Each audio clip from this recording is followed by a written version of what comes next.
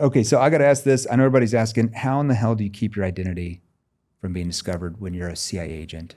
There's lots of different ways. So a big part of it is that when you operate, you look differently than when you live day to day. Okay. So we have 3 different levels of disguise, and they're just called level 1, level 2, level 3. Okay. Level 1 disguise is anything that is basically disposable. A hat, sunglasses, a jacket, right? Okay. Just something that breaks up what we call a profile. So now if you normally dress in like, fitted athletic clothes, and then tomorrow you wear some, secondhand suit from a thrift store, you've changed your profile. That's going to make it so that the vast majority of people who see you are going to ignore you because you're not fitting the profile of what you normally fit. They don't recognize the pattern. It's why you see so many celebrities wearing ball caps and sunglasses because they're trying to break up their profile. That's level 1 disguise. Very easy to do. Level 2 disguise is when you make a long-term change to your appearance. So I'm donating all of my hair in December. Okay. That's going to be a huge long-term change. That creates an opportunity for me to be in level 2 disguise. So now if I get rid of my hair and I change my outfit and I start wearing a ball cap, even the people who know me well might walk right past me in the airport. So that's level 2. What's level 3? Level 3 is what you start seeing in the movies. Like that's the pull away faces. That's prosthetics. In our world, we call level 3 prosthetics. So how does it work? Like if you're living in Northern Virginia and let's say your neighbors think that you're an accountant down at the local CPA firm, but you're really like flying over to missions in Afghanistan and secret of the night. Do you just go over as what you look like now because maybe nobody recognizes you in Afghanistan, or are you like really going into disguise? So this is great. This is actually one of the transparent tradecraft tools that we talk about in Shadow Cell that's never been shared before, right? When you operate, you use something called a cleansing route. So if you're an accountant in Virginia, your passport, your ID, they might even be your real name, right? Yeah. Before you operate in Afghanistan, you're actually going to travel to Nigeria. And then in Nigeria, you're going to don a disguise. You're going to swap out passports. You're going to get your hands on cash that didn't exist in the United States. And then you're going to fly into Afghanistan from Nigeria in your new identity. And the reason you do that is so that anybody who becomes suspicious of you in Afghanistan, they're going to look up your flight protocols, they're going to look up your passport, and they're going to find you are in Nigeria. And they have no way of getting information from Nigeria, let alone realizing that you're actually from Virginia. So what do you do? Like if your cover is you're a CPA, like do you drive into a CPA office every day in case somebody's watching, or how does...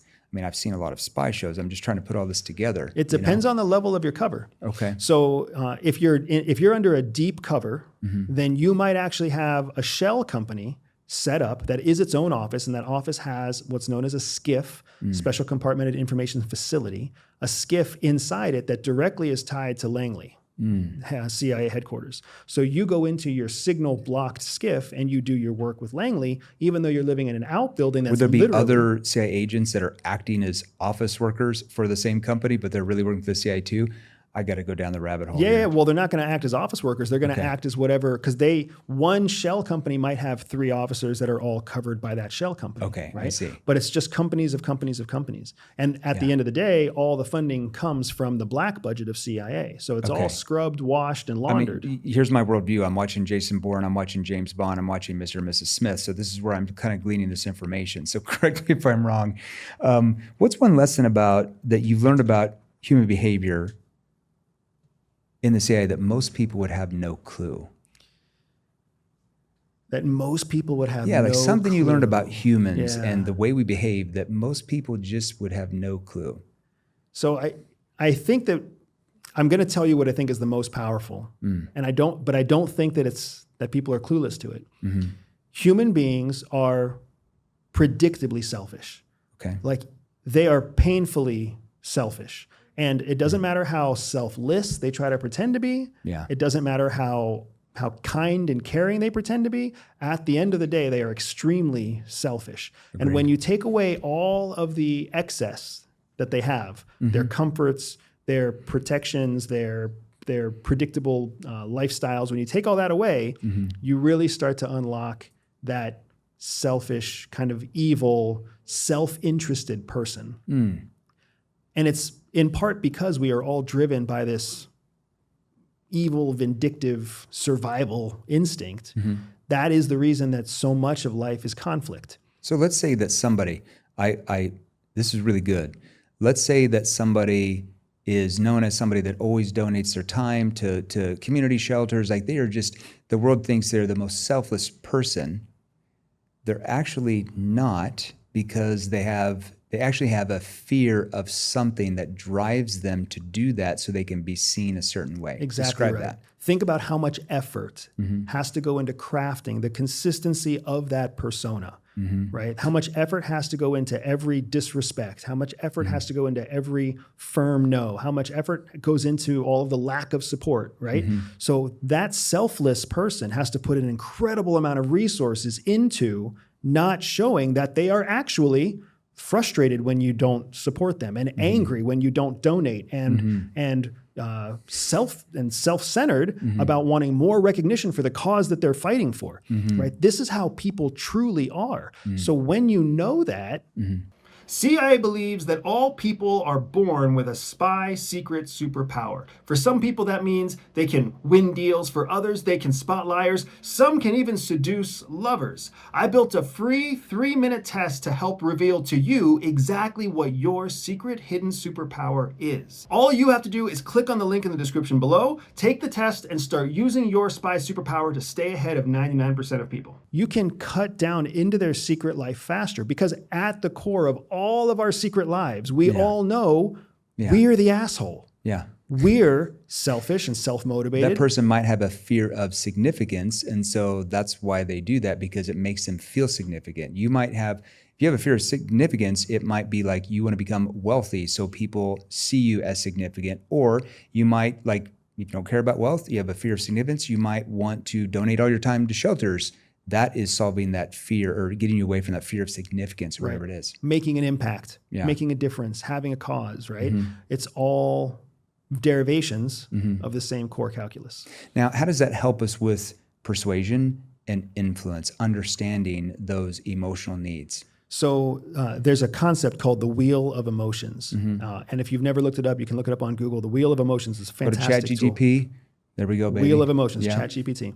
And what you'll see is that at the core of all human psyche, for a neurotypical brain, right? For a neurotypical brain, a healthy brain, there's really only 3 or 4 core emotions: happiness, anger, sadness, and then for some people it's disgust. For some people it's doubt or fear, whatever it might be, right? Yeah.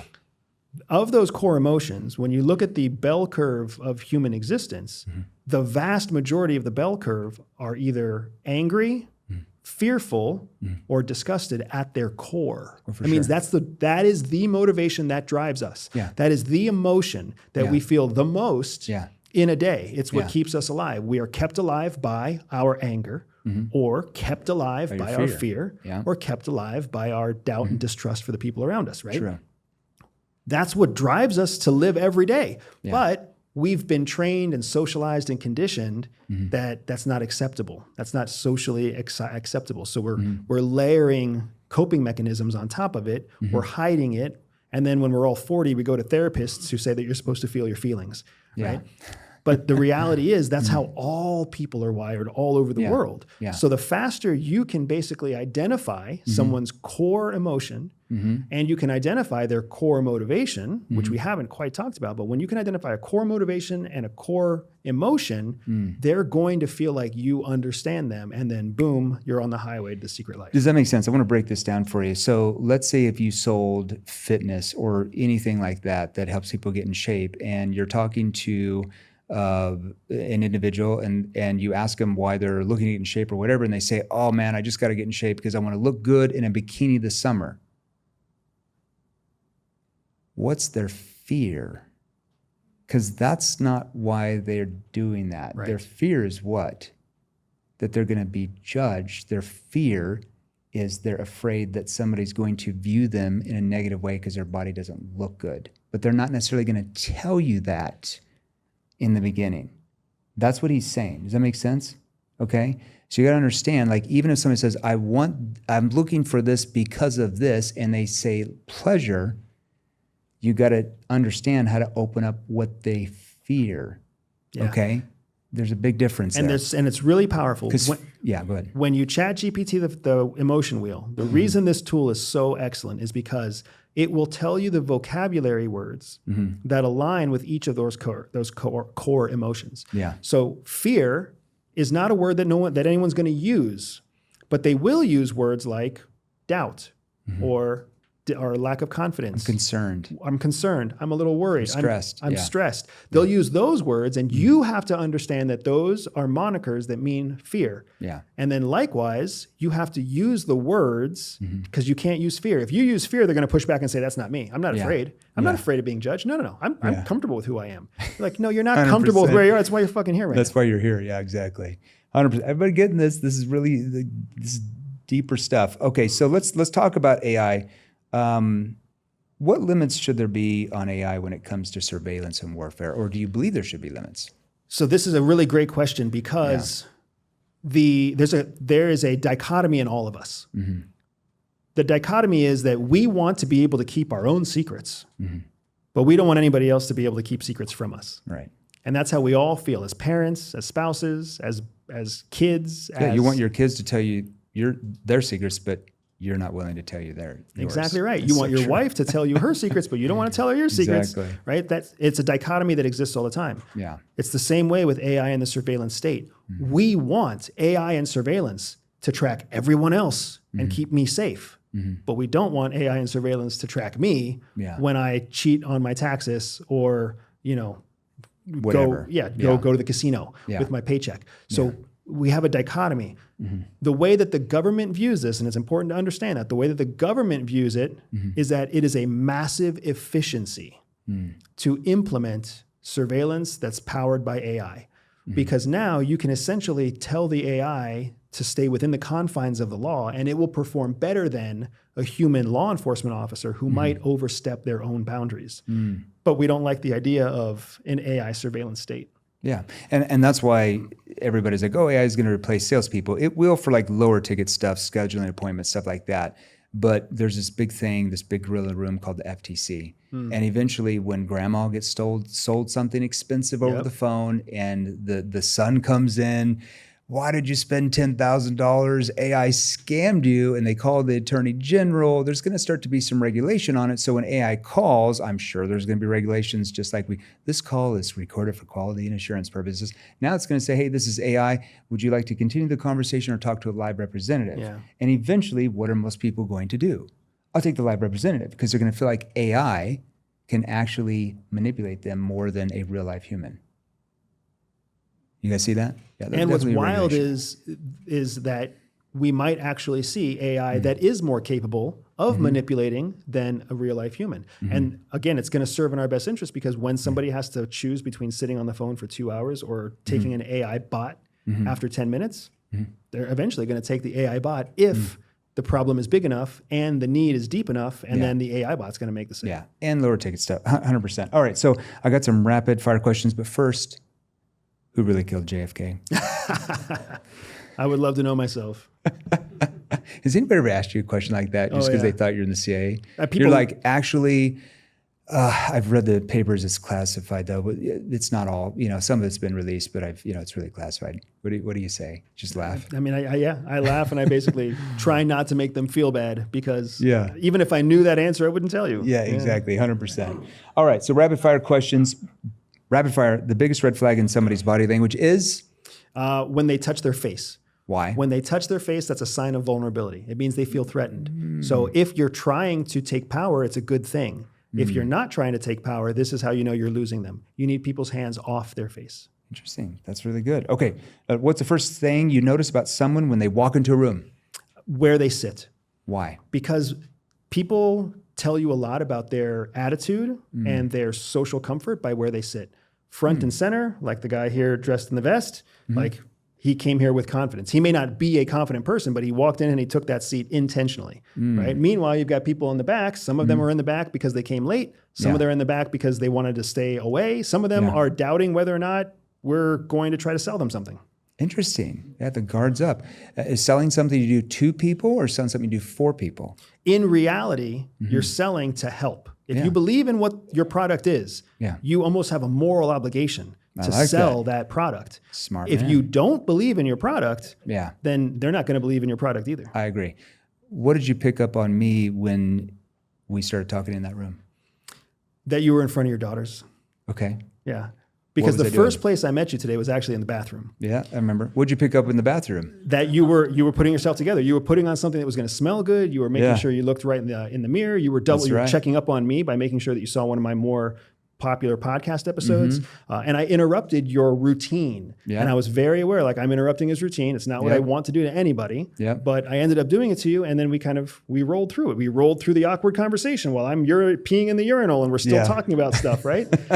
So it's this very awkward moment, but right away what it did is it connected you and I as like, hey, we're Yeah. both dudes and we both Yeah. know that this is how it looks sometimes. Yeah. But then when we came in here, you had your two daughters there, and your daughters are beautiful, and your daughters are successful, and your daughters are here Thank to you. support their dad. Yeah. So you have to kind of still be dad. Yeah. So your posture was perfect. Your positioning was perfect. You kept your daughters included in the conversation all the time, Hey. right? Okay. All right. I like this. See, talk to CIA agents more. What's one thing most people would never guess about you? That I took my wife's last name.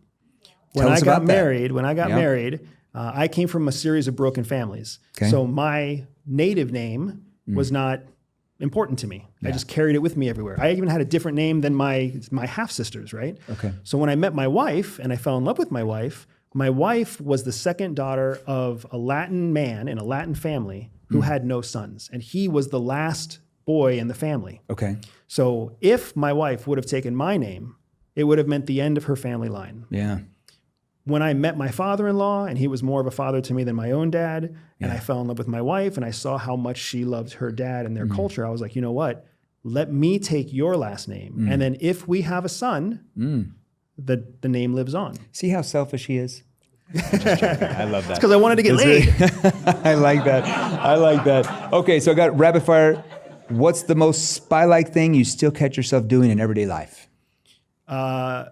It's the most spy-like thing you just catch yourself doing. Yeah, so I will ask open-ended questions of everybody all the time just to not have them talk to me. So I don't ever like to be the one who's talking. I do these podcast episodes, and this is like the most you're ever going to see me talk. Yeah. Because when I'm with somebody, I'm asking questions. So you purposely like ask a closed-ended question so it shuts down the conversation. I ask an open-ended question Okay. because I want to learn as much as I can learn. And whether you're asking closed-ended or open-ended questions, you want the other person to learn as little about you as possible. So you want conversation to last Sure. as long as you choose to let it last. Yeah. So one open-ended question can put them on a diatribe, and after 4 minutes, you're like, "Great talking, I got to go." Yeah. And So you're true. done. 100%. Okay, so after everything you've learned in the CIA and government, what spy tactic gives entrepreneurs an edge? Spy You tactic. have to divide your audience. You have to. Tell us what that means. Yeah. That's what means. What that means, divide the audience. What does that So mean? dividing the audience means you have to create an artificial divide that forces them to identify as one thing or the other thing. Okay. You're doing that because you either want them to recognize that they're insufficient and they need to move to the other side, and simultaneously you're also representing what you are. So then if the prospect wants to be like you, they either have to change or they have to follow you. Okay. And if they don't want to be like you, then they're never going to make a sale anyway. So get them the hell out of the way so you can focus your resources on the people who do want to be like you. Yeah. So you have to constantly be dividing an audience and subdividing an audience. And it's rudimentary because when you start getting into more advanced tactics, you want to mature and evolve people. You want to grow them and you nurture want to build them. them into we talked about this. You build, like if you're a marketer, your ads are taking this person and building them into the identity of the person who actually either buys something from that ad or responds to that ad or starts to think a certain way about that brand. Just like you're a salesperson, you can take a person and build them into the identity of the person who becomes that buyer. Correct. But Yeah. the first thing you want to do is divide because you don't want to waste your resources on non-convertible targets. Sure.